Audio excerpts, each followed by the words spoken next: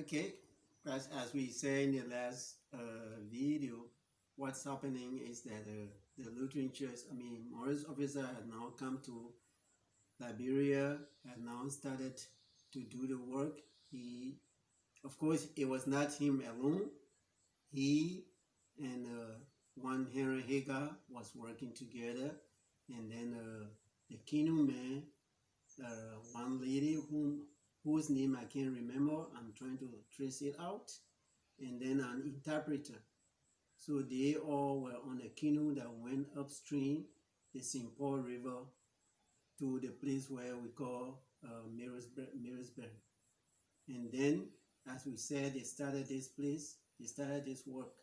So while they were doing this work, one of the things that they faced with was to get students to come to the mission school. So he then was called again by his friend when a slave ship that was turned back to Africa by the American uh, the American Navy ship that brought and escorted a slave ship to Liberia. And this slave ship originally came from the Congo Basin. So then when they were brought out, then Morris officer's friend called him and said, oh, this is an opportunity. You have people, since the people in the surrounding area are not willing to send their children to the mission, you can come and see what to do.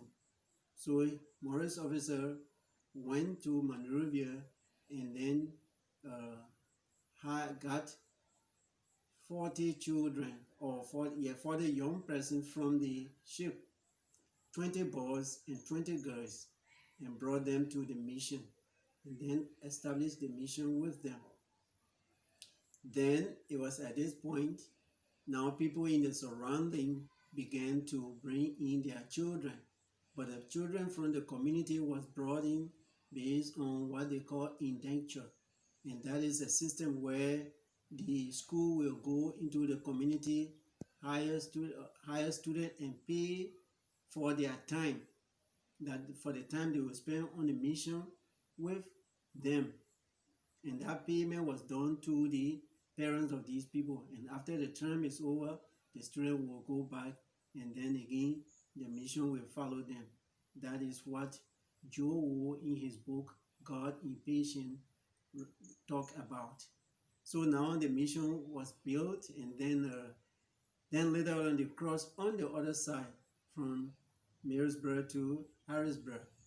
And then this group was divided by the St. Paul River.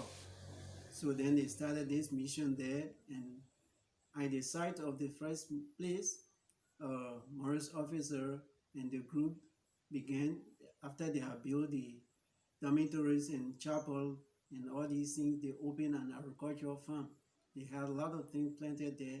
They have cocoa, they have coffee, they have black plantain, and then banana and all these things.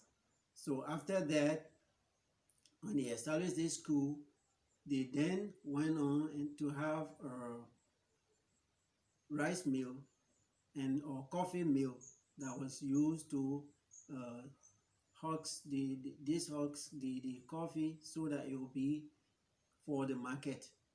And then later he left and went to America, that is Morris officer, so as to raise money and then send personnel to come to work with the mission. And when he was leaving, he left the mission in charge of Henry Hagar, who managed that.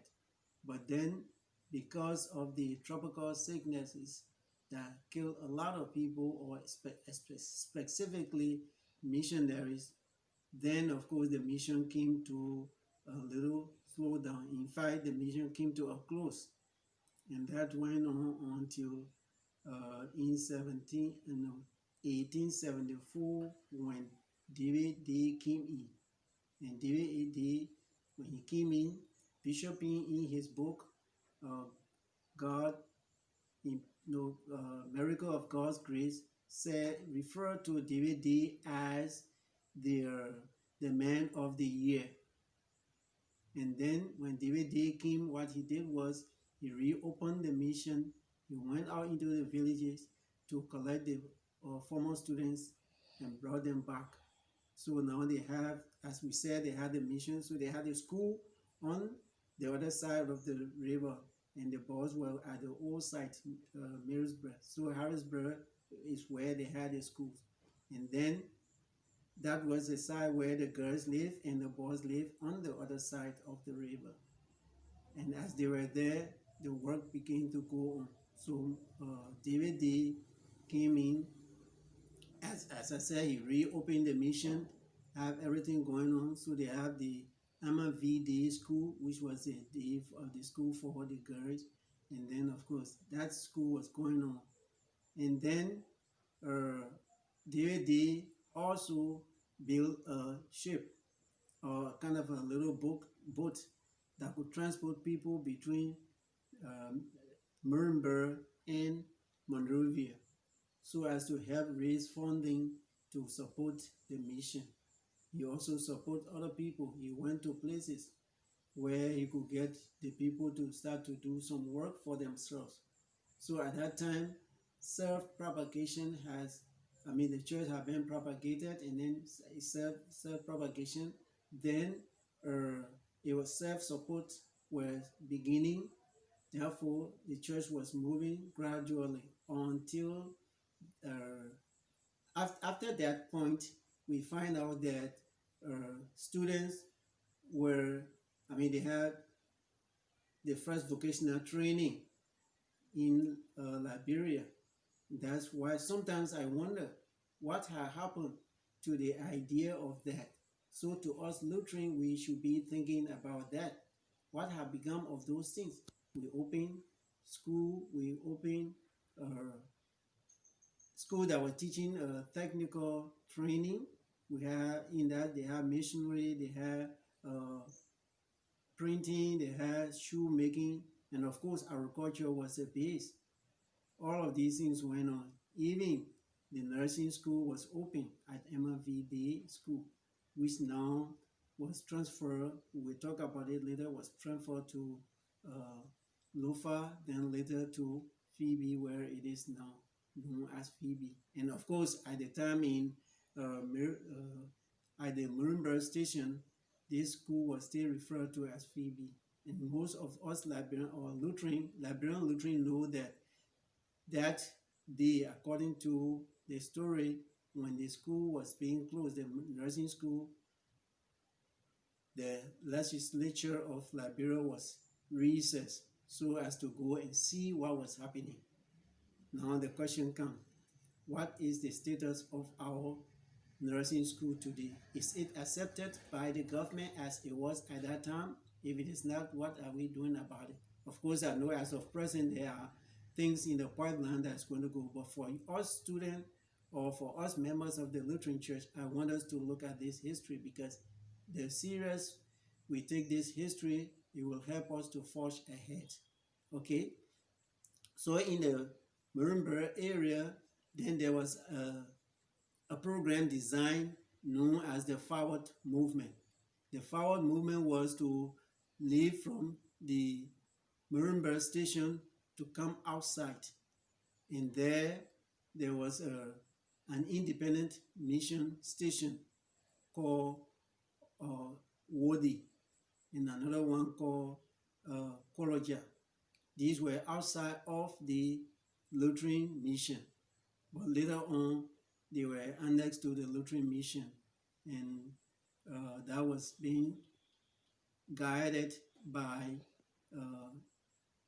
Dr. Bushman, who once served as mission secretary. He and his wife worked there. So based on this forward movement, then the church decided to leave the place where it was among the Gola people or the Day people to come into the Pella area, because they found out that in the Day or the Gola area, because of the presence of Islam, the church was now moving as it was. And again, that was really not the target. The target was to go further upland along with the St. Paul River. So then they moved to that they moved to KP, which is Pulupala. KP or Pulupala is a better word for bread of house. So that building, according to what I was told, someone told me that when they were building this place, people used to go there and then they would give them bread. Or even when people visited the missionary there, they would offer them bread. So then they said, well, we are going to the bread house. And at present, this KP is the place that is used by the Lutheran Church youth camp. So they are using that place as the camp now. And we need to really, as Lutheran, we should focus our attention there, because when I first visited this place, I felt bad because I saw the mission house was down. It just thank God that the youth department have worked so hard, and then they have cottages built, I may call that, for uh, campers who go there. They have a chapel, they have a kitchen there. So we say thanks to the youth department, or thanks to the Lutheran Church in Liberia for helping the youth department to continue to maintain that place. Then, of course, the church left from there and then went to Handy. And then it was at this point we find out that the work of the church was not fully supported also by the people of Handy. And then in 1905, it was the time that the church went there. And then because of the limited number of personnel that could commute between the school in Handy and the school in Murenberg, because of that, the the Handy mission was closed down until Bushmen came back with who are going to America and brought and talk about a program called Missionary of the Seven. That means 7 person vow to pay $15 per person per year to support the work of the mission. So he came in, and then in 1908, the mission was reopened in Handy or KP, and then they began to work. But as we said, when the locals were not, that means the fellow people among whom the church has entered, when they were not supporting the church work, then a Loma man who had been living in that place, in a place called Loma Town or Loma Village, had been living there, told the missionary that if the church were to go to his home, that means Loma land, they were going to support the work of the church. The people were willing to support the work of the church. Therefore, the missionary left from Olopele to go to Loma land. But when they got to Sanoi in 1917, the people of Sanoi, specifically the leaders of Sanoi, Juan Kepler Giting, asked them where they were going and what work they would do. They said they were mission people planting church in Liberia.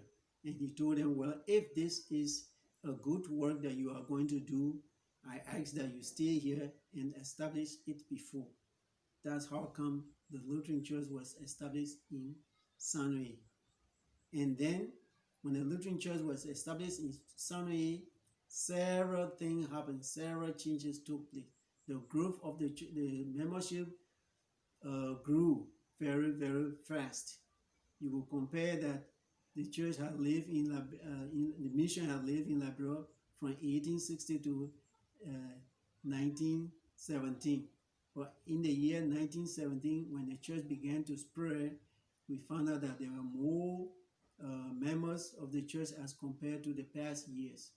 And then the mission was established in Sanoi and then began to spread. Out of that, it came to Sanoi, to Tudota and to Yanekwala.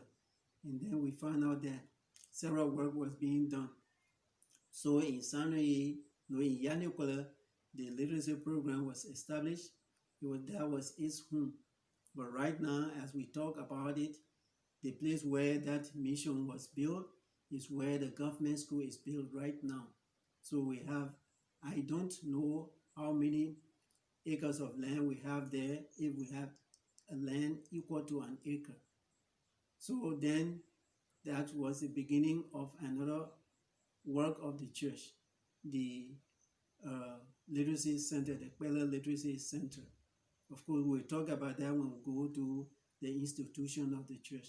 But as we said, the church traveled from Saint-Louis by way of Goila, by way of Lele, then to Berlata, where it was established.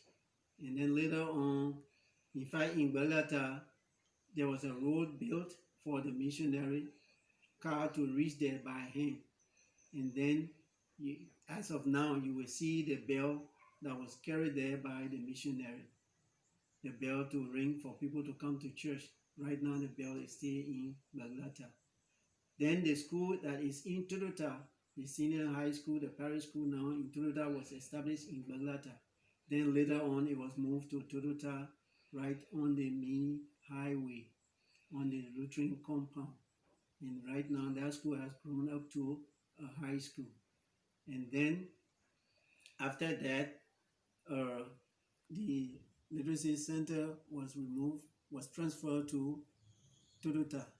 As I said, we'll be talking about Turuta. And right now in Turuta, we have the literacy program, the lay training program, the school, and at that time, the clinic, along with the church. But later on, the church was turned over to government. And then, of course, we still have the literacy program, the lay training program, which is LTB, and then the school. So what we are now talking about is the church has reached to Saint-Louis and is now spreading. So from that mission station, Saint-Louis, then they moved to Bletana. And Bletana is in Michael clan. And then that was in 1932. So the church was carried there by a missionary called Pastor Degler. And then he also went to Balafanai.